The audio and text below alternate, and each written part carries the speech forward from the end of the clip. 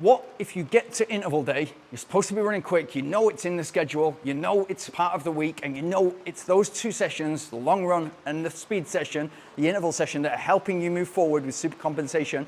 What about if you're not feeling it, you're not feeling ready for it? What happens? Got a great question from Dan in the comments. If our body isn't physically ready for an interval day, do we just keep doing easy days until the next key session?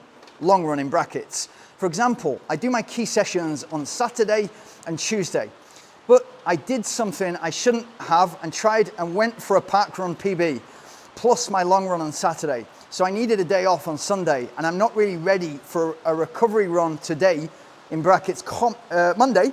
I can't imagine being ready for the interval day tomorrow. Still have plenty of time in a marathon build, even if I pause this interval session for a week, but I want to get your take on how best to regroup when you're off course, especially from long runs where there isn't a normal day off. Brilliant question for many reasons, and there's a lot of little questions within there that I'll answer.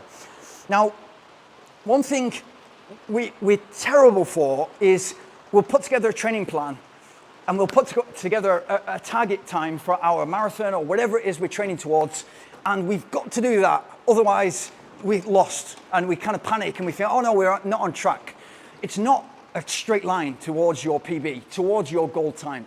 And the great thing about distance running is it teaches you that life isn't a straight line either, and you're going to have speed bumps, you're going to have obstacles that you've got to navigate. Ultra running, marathon running is that on the go. It's essentially problem solving on the go.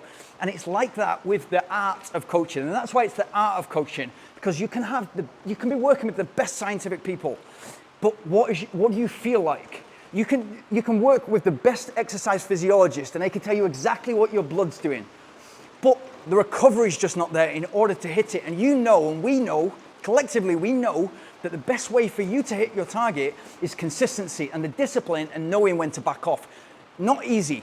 As an inexperienced runner, especially if you've been running less than 3 years and you're still moving forward like quite at a rapid rate, it's very, very difficult to kind of take stock and think, actually, I'm not ready, I'm gonna put it off. But the best course of action, and I learned this the hard way, is it's about, if you look at the training program, and I always talk about getting fit and then working towards that 12, 13 weeks, where you're basically doing long run, interval session, long run, interval session, they're feeding into each other. So if you look at 12 weeks, just to make it easy, the last 10 to 14 days is taper, then we're looking at 10 weeks of focused interval sessions to improve our speed and speed endurance, and focused long runs on the Sunday, different for him, Tuesday and Saturday, long runs to focus on building the endurance and stamina, and then specifically the race pace, endurance and stamina, and what that pace feels like.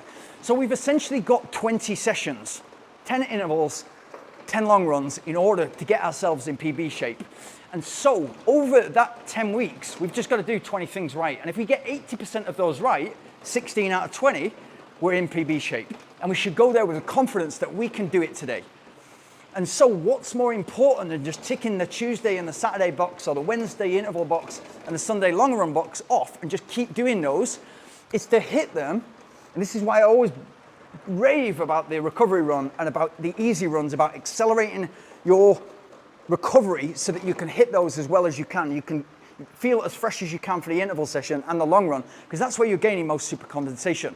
So it makes sense to just put it off a day if you don't feel right. So if you're coming towards, it's Monday, like he said in his question, and tomorrow's a fast session, but you had to have Sunday off. Today you've gone out and done a recovery run and you're still feeling stiff, and you know what that feels like when you've gone a bit too hard on Saturday. You learn from experience, you know what that's like. We're all kind of overzealous in parts, and it happens to us even if we've been in the game for 20 or 30 years.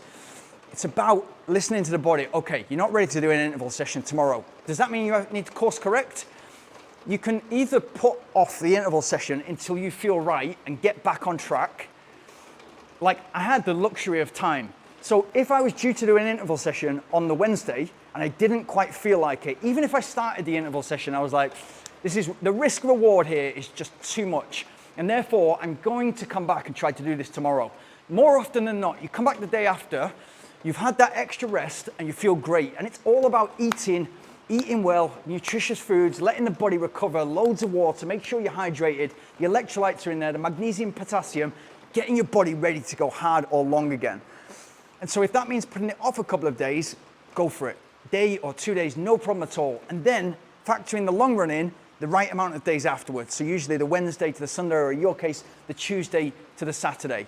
So factor that many days in again and then do the long run and then carry on. Or you can chalk it up to experience and just carry on with the long run on Sunday. So do easy runs, take it easy this week, realize that you went out too hard, you've learnt your lesson, and now the next long run, Saturday, you're gonna hit that properly and you're gonna feel a lot more recovered. So as you've said, you've got time in order to hit your marathon PB. So it's not like the wheels have fallen off and you're in panic mode. You've come with a really sensible question. And it's so valid, the question. It's lots of people are in this situation on a weekly basis. It's about feeling fresh enough. And this is the myth about if you're marathon training, you should feel tired all the time. That's what we thought, and that's what a lot of people still think today. It's absolutely not the case. If you're in peak physical condition, you should be firing on all cylinders for that interval session and firing on all cylinders for that long run and gaining as much super compensation as possible so that you're able to hit that consistency about stretching the elastic band, but not too much so it snaps, just so much so that next time you can stretch it a bit further. That's all training is. And then with the recovery runs and easy runs, we're accelerating the recovery and getting recovered faster and fuller so that we can go again in just 3 or 4 days more time. Super, super, super important that you get that right. Just let me see if I've missed anything. So yeah, the only other thing that I would say is you've gone for the park run PB and your long run. So you're asking a lot of your body, I want to run as fast as I possibly can for 5K and I want to run slow afterwards or whatever you've done afterwards in order to make this a long run because it's long run day. How about one of two things could have happened. You could have either done that at 80%, done it disciplined, and then done it part of a specific long run afterwards, maybe towards your marathon pace, and that would have been a nice session. This is learning from mistake. We're all learning, and we're all kind of learning and moving forward on the go, yeah? Or you could have just done the park run and had that as a nice week off where you're doing a quicker race. Or you could have run it like 90% and done something like 5 times a kilometer afterwards. And so park run, total session is another speed session, but another threshold interval session, however you want to say it. I tell you that those words are used interchangeably. It depends on the person who you're talking to, what they mean. But you could have nicely made that into, okay, 5K park run, because I want to do it at 90%, feel as if I can control this, maybe half marathon pace, somewhere there or thereabouts, and then 5 times a kilometer afterwards, 60 seconds rest in between, and that's nicely feeding in to my marathon goal.